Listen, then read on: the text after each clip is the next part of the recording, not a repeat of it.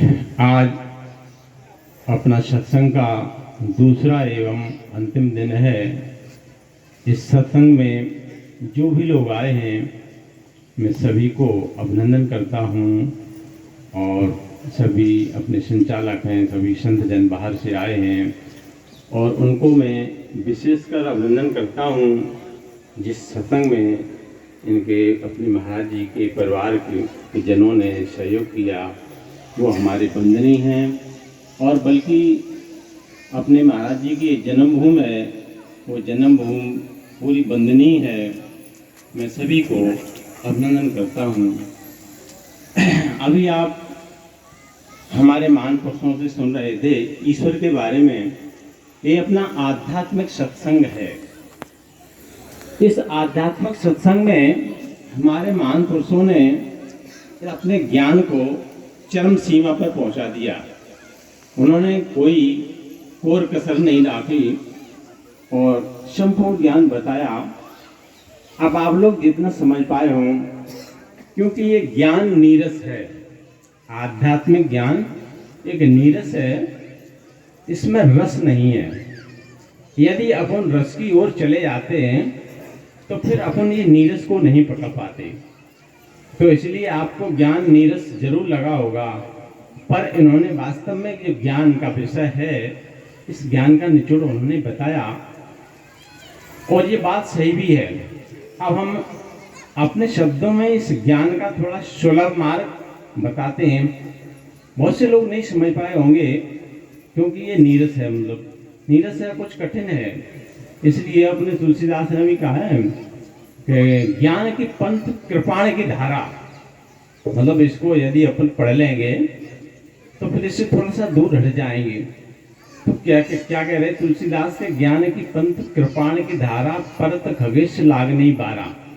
मतलब ये ज्ञान का जो रास्ता है वो कृपाण की धार के समान है, पर ऐसा आप लोग को विचार नहीं करना है क्योंकि ज्ञान के अलावा दूसरा कोई रास्ता नहीं है। इस मानव जगत में ज्ञान के अलावा अन्य दूसरा कोई भी चारा नहीं है। यदि अपन इस ज्ञान को नहीं पकड़ेंगे तो अपना ये मानव जीवन बेकार हो जाएगा। अब थोड़ा सा विषय ही बनता है कि इस संसार में कई पंथ हो गए हैं, कई प्रकार के पंथ हैं। जैसे हमारे ये अद्वैत पंथ है और कोई राधा स्वामी जैसे अपने आध्यात्म, कई प्रकार के, जैसे अपने 16 अपने महान पुरुषों ने 10 नामी सन्यासी बना दिए, वो भी मतलब तमाम प्रकार के पंथ हो गए।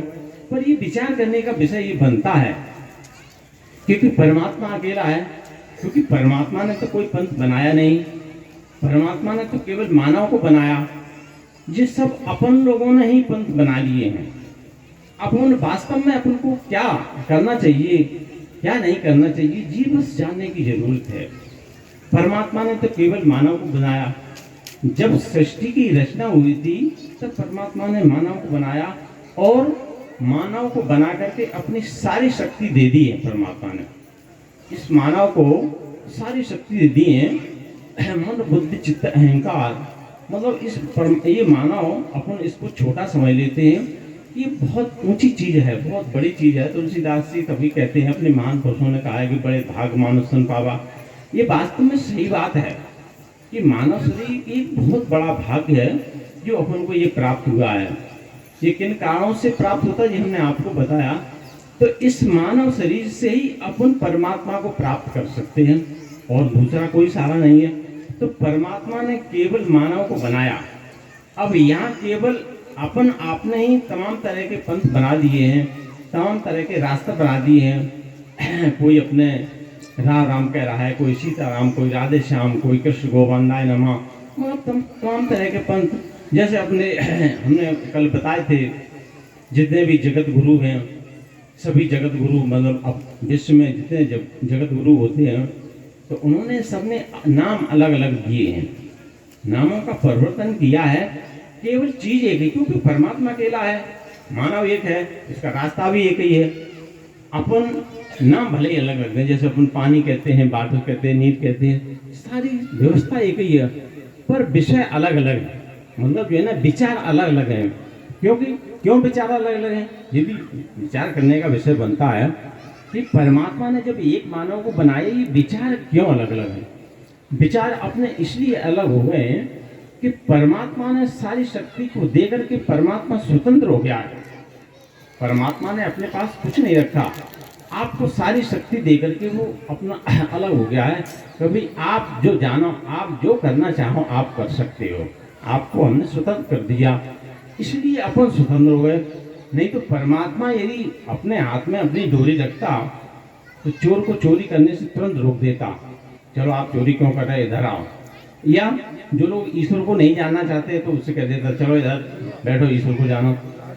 तो ये नहीं, क्योंकि परमात्मा तो बिल्कुल अपन से अलग हो गया है और अपन को स्वतंत्र कर दिया है। मुझे विषय अपना ही है कि अपन ईश्वर को जाने, कैसे जाने, ये अपना विषय बनता है।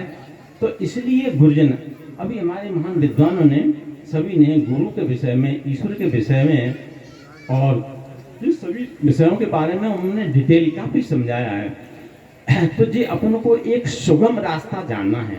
सुगम माने सरल, सरल रास्ता कैसे जानेंगे? सरल रास्ता को अपन को पहले गुरु पर जाना होगा। अब गुरुओं की भी तमाम दुकानें लगी हुई हैं, गुरुओं की भी तो तमाम दुकानें, अब अपन को जी गुरु को भी जानना होगा। भाई गुरु को जानने की भी तो जरूरत है। अब अपने महान विद्वान कहते हैं कि भाई गुरु यानी कि गुरु करो जान के, पानी पिए छान के, नहीं नहीं, ये भी नहीं है, इसको उल्टा करो। कैसे? कि गुरु करे छान के और पानी पिए जान के। भाई पानी को क्या तुम छानोगे? पानी तो ये आपका नदी का या नल का या कुएं का पानी मिल जाए, इसको कोई नहीं छाना। गुरु को छाना जाता है। गुरु को छाना, अपन गुरु को जब छानेंगे, ये अपन जान लेंगे कि वास्तव में गुरु ये जानने योग्य है, तभी तो अपन उससे कुछ प्राप्त कर सकते हैं। इसलिए गुरु को छानना चाहिए। अपन ऐसे गुरु की शरण में जाएं। और तमाम गुरु हैं, मतलब कोई गुरु कहता कि भाई तमाम तरह के अपन देखे हैं गुरु, उन्हें कि किसी ने मंत्र दे दिया, उन्हें कि भाई चलो, उन्हें की सब लोगों को बिठा लिया, उन्हें कि तुमको क्या अच्छा लगता है, उन्हें कि हमको तो भाई राम का मंत्र अच्छा लगता है, ओम रीम राम राम नमः, तो उन्हें कि ठीक है यही जाप करो।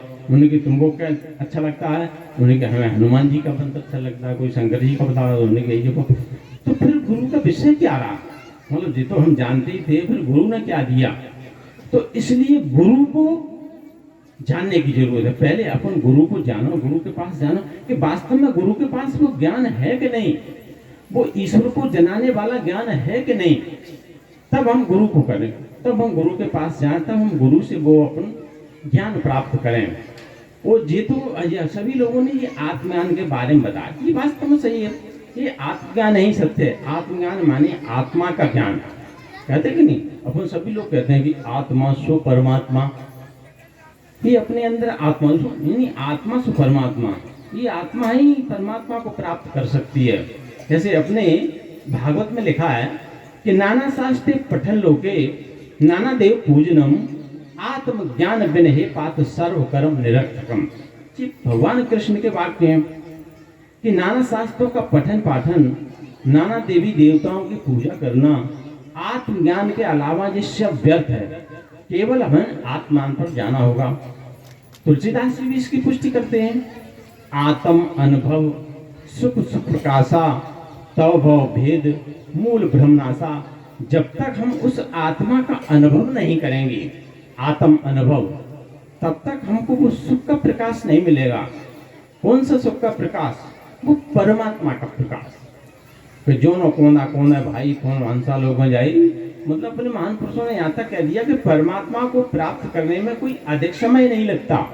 हमारे गुरु महाराज जी कहा करते थे अपने सत्संग में, उन्होंने कहा था कि अपन सभी यहाँ लगभग सभी अच्छे उम्र वाले बैठे हैं, युवा बैठे हैं, हम उस 100 वर्ष का भी आदमी हो, तो 100 वर्ष के आदमी को भी हम प्राणों का प्राणों से मेल, प्राणों का अपान मेल करा सकते हैं और उस आत्मज्ञान के द्वारा उस परमात्मा का साक्षात्कार करा सकते हैं। ये हमारे गुरु महाराज जी कहा करते थे। और अपन सभी लोग तो युवा हैं, तो अपन को उस आत्मज्ञान को जानना चाहिए। अच्छा, एक बात ये भी है कि अपन इस आत्मज्ञान के अलावा दूसरा कोई रास्ता भी नहीं है। यदि जैसे भाई बहुत से लोग हैं कि हमें जी आपका आत्मा फात्मा जी हमें कोई अच्छा नहीं लगता, हमें तो जी बड़ा नीरस है, हमें तो कोई अच्छी चीज, तो इसके अलावा कोई दूसरा रास्ता भी तो नहीं है। आप यदि इसको नहीं जानोगे तो आप इस मानव शरीर से वंचित हो जाओगे। इसलिए अपन को इस आत्मज्ञान को जानना है।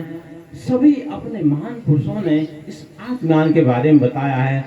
और जब से विश्व की रचना हुई है, जब से विश्व की रचना हुई है तभी से ये आत्मज्ञान नहीं चल रहा है।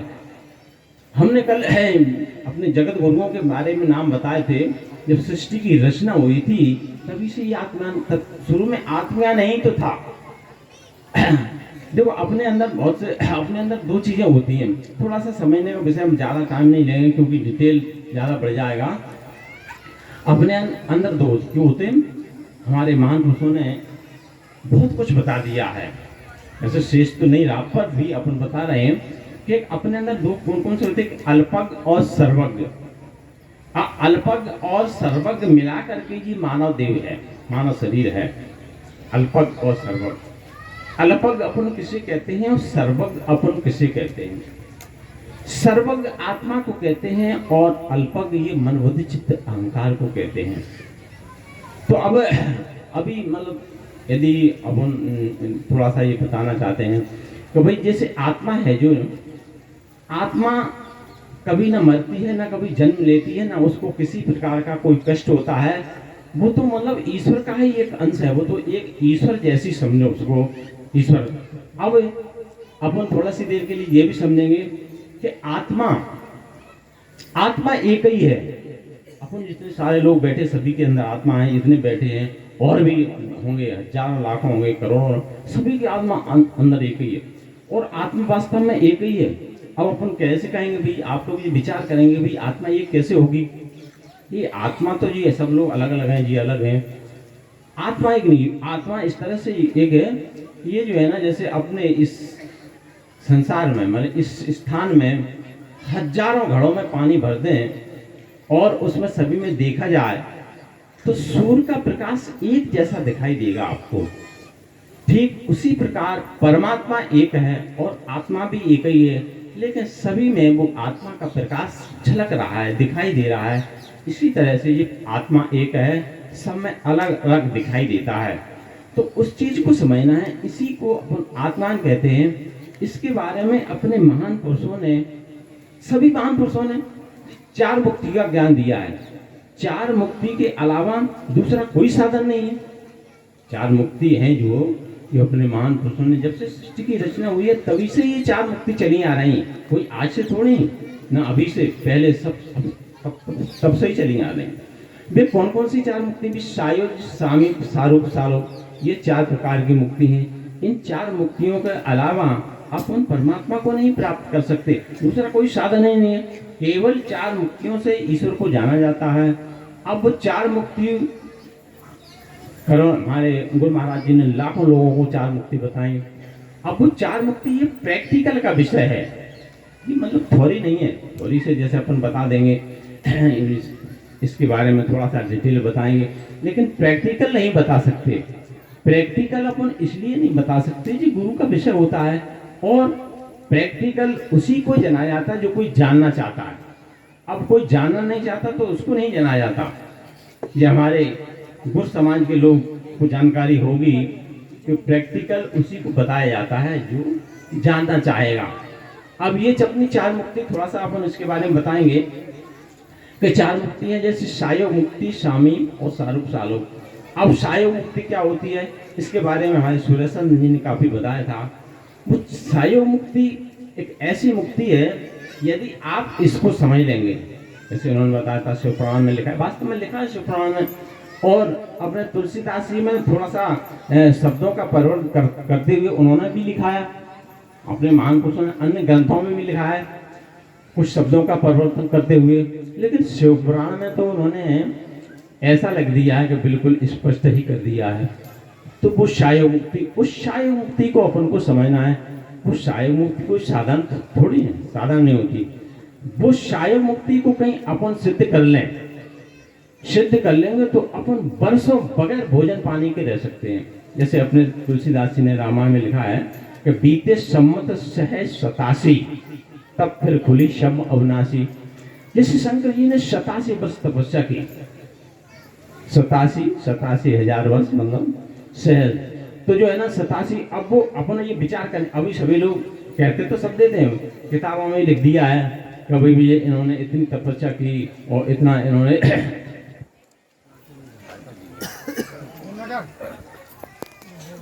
देव भगवान की जय, बोल दद्दा महाराज की जय।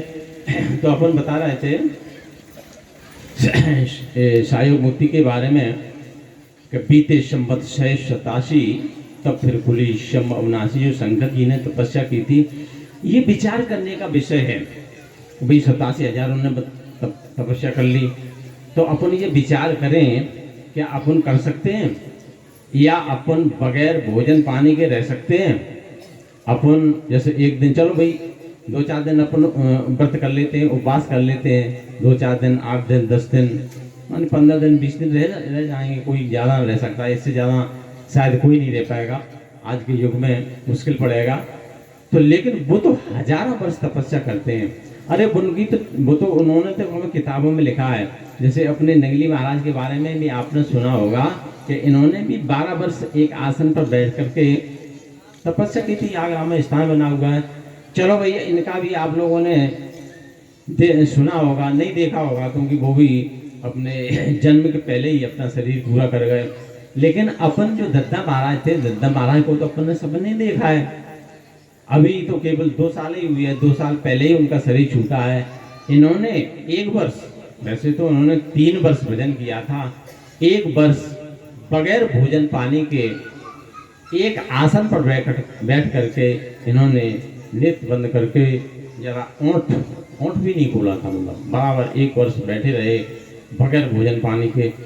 तो ये आप लोगों को बड़ा आश्चर्य लग रहा होगा कि वास्तव में क्या रह सकते। वास्तव में ये तो चश्मदीद बात है, ये तो अपने जमाने की बात है। अपन थे, सभी बहुत से लोग थे, तो उसमें एक तो ये वास्तव में सही बात है कि जो साय मुक्ति को बसरते अपन सिद्ध कर लें। इसका डिटेल हमारे सूरज जी ने बताया था कि इसको अपन सिद्ध कर लेंगे तो ये अपन कर सकते हैं। और सिद्ध नहीं करेंगे, अपने अंदर एक सर्पणी नाड़ी होती है, यदि उसको नहीं करेंगे तो वो पी जाती है, तो वो मलमूत्र के सारे बाहर कर देती है। लेकिन इसका अपन प्रैक्टिकल नहीं बता सकते। इसको इतना ही बता सकते हैं कि साय मुक्ति के बारे में, क्योंकि अपना शिवपुराण कह रहा है, तुलसीदास जी भी कह रहे हैं, भी तुलसीदास भी कह रहे हैं कि तासों लगे न छुदा पे पासा। आप लोग खूब रामायण पढ़ते हो, तासों लगे न छुदा पे पासा, अतुलित बलतन तेज प्रकाशा। मतलब इस सायोग मुक्ति से आपको न भूख लगेगी और न प्यास लगेगी। भूख प्यास सताएगी नहीं। भाई ऐसा एक कौन सी चीज है जिससे भूख और प्यास नहीं लगे। अभी थोड़ी देर अपनों को पानी नहीं मिलता, उनके लिए आप पानी लिया, जल्दी लिया। अभी सभी लोगों को थोड़ी देर भोजन में उनकी जल्दी भोजन, सब लोग बैठे जाओ भोजन का, तो मतलब कितना मतलब जल्दी पड़ती है, जल्दी भूख लगी। आज कभी अपन जहाँ हैं, यहाँ सुबह से उनकी नाश्ता कराओ, भोजन दो, यानी अपन बगैर भोजन पानी के रह सकते क्या। जबकि तुलसीदास जी कह रहे हैं कि तासों लगे न छुदा पे पासा, यानी छुदा माने भूख, पे पासा माने प्यास नहीं लगती है। तो ऐसी कौन सी चीज है जी अपन को विचार करने का विषय है। ये अपना महान पुरुष कह रहे हैं, तुलसीदास जी कह रहे हैं। नहीं तो तुलसीदास के बारे में अपन रामायण को झूठ कर दो, नहीं झूठा लिखा है। रोजाना अखंड रामायण लोग पढ़ते हैं, बार पढ़ते चले जाते हैं। अब उसमें भाई क्या लिखा है ये तो अपन जाने। अब लिखा कुछ भी लिखा हो, पढ़ते जा रहे हैं। उन्हीं का अखंड रामायण पढ़ना है, पाठ करके 24 घंटे में पूरा कर दो, खत्म। अरे इससे तो क्या होगा। तुम पहले बता गए कि नाना शास्त्री पठन लोग, पढ़ने से कुछ नहीं हुआ। पढ़ने से उसका अपन प्रैक्टिकल करें, उसका मनन करें, तब होगा। तो ये इसका विचार करें कि वास्तव में ये सही बात है कि गलत। ये 100% सही बात है, यानी 100% सही है। इसको अपन जाने करें तो ही सही है, नहीं सही नहीं है। ऐसे अकेले तुलसीदास ने लिखा ऐसा अपने कई तरह के उदाहरण हैं। जैसे राम ने भी इसको सिद्ध किया था, जितने भी महान पुरुष सभी ने सिद्ध किया था। भाई राम ने सिद्ध कर लिया था, तभी तो राम को जो है ना महाकाल कह रहा था कि भाई अभी कुछ समय तक तुम और रह सकते हो, यदि आप जो है ना इस संसार में और आना चाहो। वैसे राम के लिए महाकाल आए, चलो परमात्मा के लिए आदेश मिला है, चलो मैं तुम्हें लेने आया हूँ। उनकी जैसी इच्छा, उनकी परमात्मा का जो आदेश है वो तुम सत्कर्म करना चाहो, सत्कर्म करते हुए कुछ समय तक तुम और रह सकते हो। तो ये अपन कह सकते हैं कि हम और रहेंगे। भाई हमारे गुरु महाराज जी भी कहा करते थे, कहा करते कोई नहीं, अभी हमारी इच्छा नहीं है, हम अपना शरीर नहीं छोड़ेंगे, जब हमारी इच्छा हो जाएगी तो छोड़ देंगे। तो इस शारीरिक मुक्ति को यदि अपन सिद्ध कर लेंगे तो अपन अपने इच्छा मृत्यु वाले हो जाते हैं। जैसे अपने भीष्म पितामह कह रहे थे, भीष्म पितामह जी कह रहे थे कि भाई अभी हम अपना शरीर नहीं छोड़ेंगे। इस हस्तिनापुर को चौर से जब तक हम सुरक्षित नहीं देख लेते तब तक हम अपना शरीर नहीं छोड़ेंगे। तो जब कैसे वो शायोग मुक्ति के बल पे कह रहे थे, शायोग भक्ति के मूल पे ही ये रावण कह रहा था, क्या कह रहा था कि नाभि कुंड सुदाभस जाके नाथ जियत रावण बस ताके। ये रावण ने भी इस शायोग मुक्ति को सिद्ध कर लिया था। भाई नाभि अकेले रावण की थोड़ी थी, अपन सभी के है। अपन उस शायोग मुक्ति को सिद्ध करें तो अपन भी इच्छा मृत्यु वाले हो जाएंगे। तो वो शायोग मुक्ति को सिद्ध करना होगा, तभी शायोग मुक्ति को पहले जानना होगा। पहले अपन जाने तो कि शायोग मुक्ति है क्या, तभी अपन उसको सिद्ध कर सकते हैं। शामी मुक्ति वो होती है जो परमात्मा का नाम, जो हमारे भी संत जन बता रहे थे कि परमात्मा का नाम अविनाशी है। या अविनाशी माने जिसका कभी नाश नहीं होता। कि जीवन मुक्त महामन जीव हर गुण सुने निरंतर तेव। जो थोड़ा सा जानने का विषय है कि परमात्मा जीवन मुक्त, जैसे हमारे भी संत जी ने बताया था कि मुक्ति जीते जी प्राप्त की जाती है। बात सही है, जियत मुक्त सो मुक्ता भाई, और मरे मुक्त किसने पाई। अपन को ये अनुभव हो, अपना इतना सोच, इतना अपन को कॉन्फिडेंस हो जाना चाहिए कि वास्तव में मुक्त हो गए, जीते जी मुक्ति प्राप्त की जाती है। कि जीवन मुक्त महामन जीव हर गुण सुने निरंतर देव। वो लोग जीते जी मुक्त हैं जिन्होंने ईश्वर का निरंतर नाम सुना है। अब वो निरंतर नाम अपन जानेंगे तभी तो कर पाएंगे। कौन सा निरंतर नाम है जी, प्रैक्टिकल का विषय है। इसके बारे में हमारे संत जन अभी बता रहे थे, वो नाम की महिमा का भी बता रहे थे। मंत्र महामन विषय व्याल के मैं तथ कठिन कुंक भाल के जिन कर नाम लेत जग माही सकल अमंगल मूल साई। वो परमात्मा का नाम जो है ना, बाल कांड में इसका काफी डिटेल लिखा है। काई बता रहे सबरी गीत सुसेविकन सुगत दीन रघुनाथ नाम उधारे अमित कल वेद विद्युत गुणगात। तो वो परमात्मा का नाम अपन को समझना होगा, तभी हम उसका कर पाएंगे। ये प्रैक्टिकल का विषय है, ये बगैर प्रैक्टिकल के नहीं आता। अब ये कौन सी हो गई, शामी मुक्ति। अब अपन सारू मुक्ति पर चलते हैं। सारू मुक्ति के द्वारा परमात्मा का साक्षात्कार होता है। देखो अपना उद्देश्य, हमारे मानव जीवन का उद्देश्य क्या है, परमात्मा को प्राप्त करना। बगैर सारू मुक्ति के अपन परमात्मा को प्राप्त कर ही नहीं सकते। ये सारू मुक्ति के द्वारा ही परमात्मा को प्राप्त किया जा सकता है, दूसरा कोई साधन नहीं है।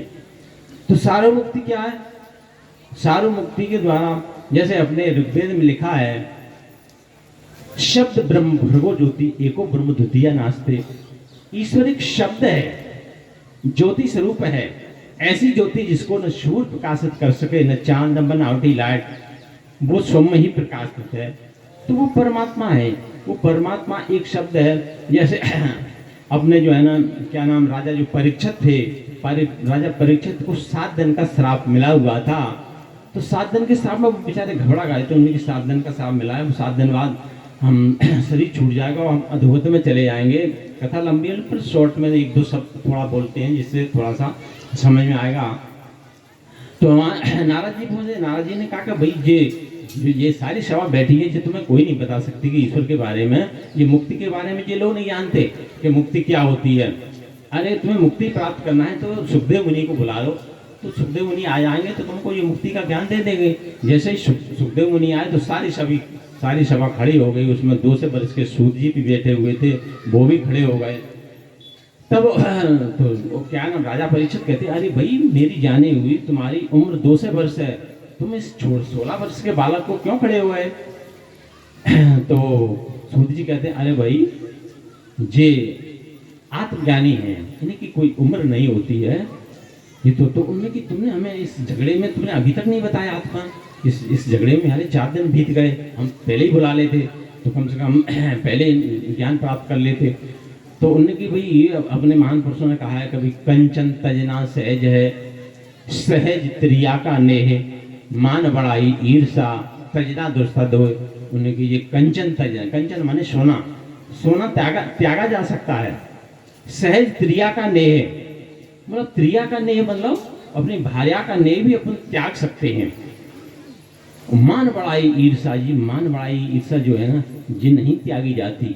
नहीं तो अभी किसी संत जी से कह रहे हैं कि भाई चलो आप बोल, मतलब कोई जैसे हमारे कई संत बैठे हैं जो वैसे तो कहते हैं कि भाई हमको अब मौका नहीं मिलता बोलने का, उनसे कहो अभी बोलो तो वो नहीं बोल पाएंगे। तो इनको क्या, इनको अपनी मान बड़ाई या इनकी नहीं किसी की भी तो मान बड़ाई त्यागी नहीं जा सकती, मान बड़ाई नहीं छूट सकती। यदि मान बड़ाई अपन छोड़ देंगे तो अपन बहुत कुछ हो जाएंगे। जैसे तुलसीदास ने एक चौपाई भी लिखी है कि भरत प्राण सम तम में प्राणी, शवय मान प्रद आप अमानी। भगवान राम जो है ना कह रहे हैं कि सवय मान प्रद आप अमानी, भरत प्राण सम तेम प्राणी। क्या कहा उन्होंने कि भाई सवय मान, सबका सम्मान करो, आप अपमानित हो जाओ कोई दिक्कत नहीं है, अपमान सहन कर लो। तो भगवान राम कह रहे हैं ऐसे पुरुष मुझे भरत के समान प्रिय है, भरत प्राण सम तेम प्राणी। तो हे भरत ऐसे मुझे प्राण के समान प्रिय है जो आप अपमान अपना सह लेते हैं।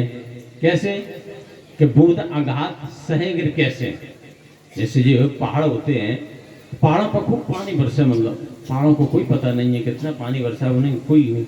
बूंद आघात सहे गिर कैसे, खल के वचन संत जैन जैसे, मतलब कई दुष्टों के वचन संत लोग ऐसे सहन कर जाते हैं जैसे पहाड़ वर्षा को सहन कर रहे हैं। इसलिए अपन को अपमान जो है ना सहन करना चाहिए। मतलब अपमान यदि अपन नहीं सहन कर सकते तो अपन नहीं, अपन उस श्रेणी में नहीं आ सकते। तो वही चीज है, वही चीज कह रहे हैं सूत जी कि अपमान नहीं सहन कर सकते। तो उन्होंने कहा तुमने हमारे इस 4 दिन बिता दिए इस झगड़े में। तो जब 4 दिन भी हुआ तो क्या नाम नारद मुनि अब वहाँ पहुँचते हैं जहाँ राजा बैठे, राजा परेशान है। उन्होंने की नारद जी ने कहा हे राजन तुम इतना क्यों दुखी हो, इतना तुम बहुत दुखी हो रहे हो और हताश हो रहे हो। उन्होंने की तुम दुखी की बात कर रहे हो, हम अभी 7 दिन, हमको 7 दिन का श्राप मिला है, 4 दिन इस झगड़े में बीत गए और मुझे जो है ना 3 दिन बाद हमारी अधोगति में तक्षक सर्प काट लेगा और अधोगति में चले जाएंगे, मेरी मृत्यु हो जाएगी। तो वो सुखदेव मुनि क्या कहते थे, वो यहाँ विचार करने का विषय है, बुझिए हम आपको बताना चाह रहे हैं। तो सुखदेव मुनि क्या कहते हैं, अरे राजन इतना क्यों बौखला रहे हो, इतना क्यों घबरा रहे हो, 3 दिन तो बहुत होते हैं, हम तुम्हें 2.5 पल में मुक्त कर देंगे। जोनो कौंदा कौंदे भाई दोनों हंसा लोग में जाई। तो वो जो है ना मतलब अपन को ईश्वर यदि अपन जानना चाहें, ईश्वर को प्राप्त करना चाहें तो हम थोड़ी देर में प्राप्त कर सकते हैं, और नहीं प्राप्त करना चाहें तो 1 जन्म क्या 7 जन्म गुजार दें तो प्राप्त नहीं कर पाएंगे। कह जन्म जन्म मुन जतन कराही, अंत राम कहे आवत नाही। कितने जन्म गुजार दें ईश्वर नहीं मिलेगा, नहीं प्राप्त होगा। अपन को ये मानव जन्म अपना बेकार चला जाएगा। यदि अपन को जानना होगा तो अपन जान सकते हैं तत्काल। ये जानने की जिज्ञासा तो हो आपके अंदर, आपके अंदर जानने की जिज्ञासा होगी तो परमात्मा को प्राप्त कर लेंगे और गुरुजन को साधन बता देंगे। जैसे हमारे संत जन जी साधन बता रहे थे, तो वो नारद मुनि ने जो है ना क्या नाम सुखदेव जी ने राजा परीक्षित को यही 4 मुक्ति का ज्ञान दिया।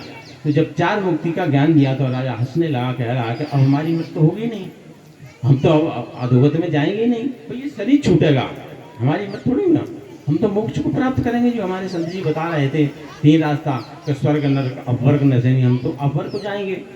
तो हमको अब जो है ना हमारी मृत्यु होगी नहीं। अब यहाँ एक थोड़ा सा विषय और आ जाता है कि देखो स्वर्ग नरक अपवर्ग ये 3 रास्ते हैं।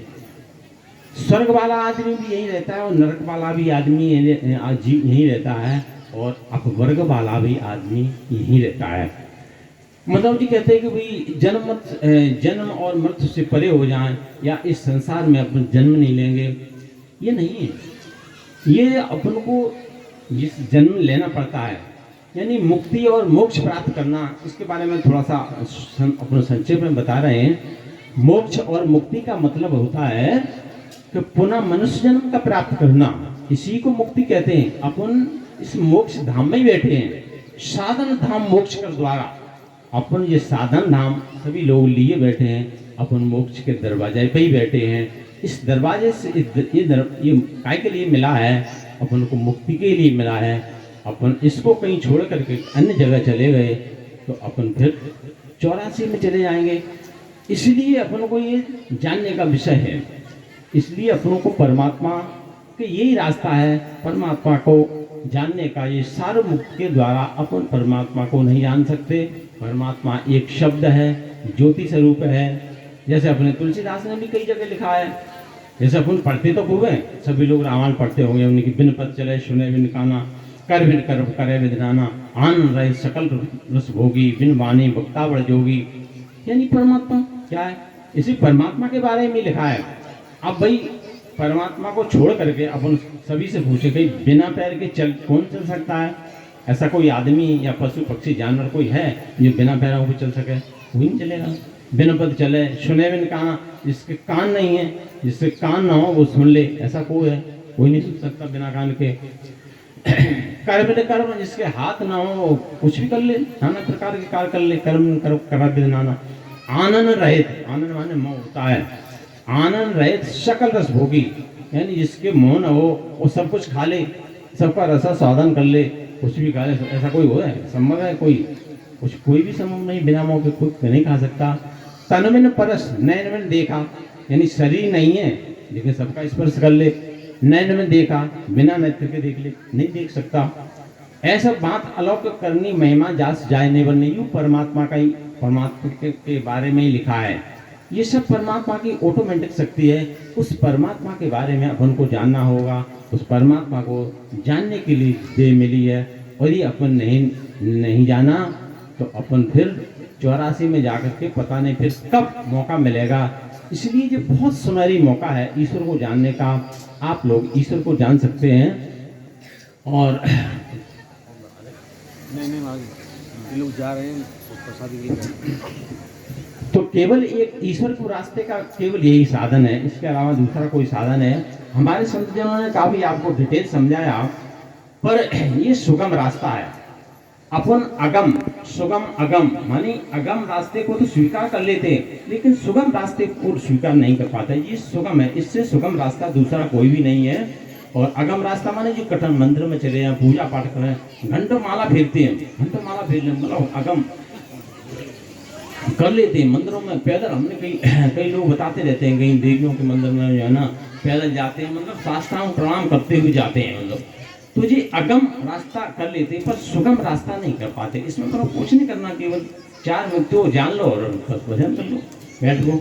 तो ये 4 मुक्ति हैं, इसकी 4 मुक्ति आपको जानना चाहिए। इसके अलावा इस संसार में दूसरा कोई भी साधन नहीं है। विश्व में जितने भी पैगंबर हुए हैं सभी पैगंबरों ने ये 4 मुक्ति दी हैं, और आपको भी जानना चाहिए। इसी के लिए ये मानव जीवन मिला है। समय ओवर हो रहा है, ज़्यादा हो रहा है, सभी लोग जाने को आतुर हैं भोजन के लिए। इसी के साथ हम अपनी वाणी को विराम देंगे और आप लोग थोड़ा सा बैठे रहेंगे। हमारे थोड़ा आगे के कार्यक्रम हैं उनके बारे में थोड़ा सा और बता दें कि जो अपना कार्यक्रम है